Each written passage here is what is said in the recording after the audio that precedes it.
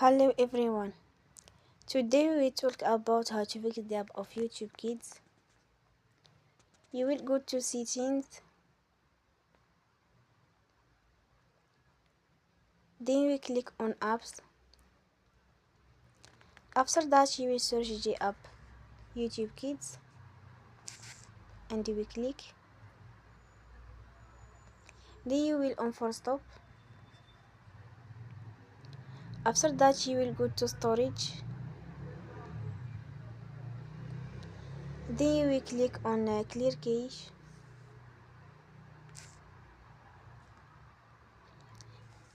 You will go to Play Store and you will update your app. Don't forget to support us by like and subscribe. See you next time and thank you for watching.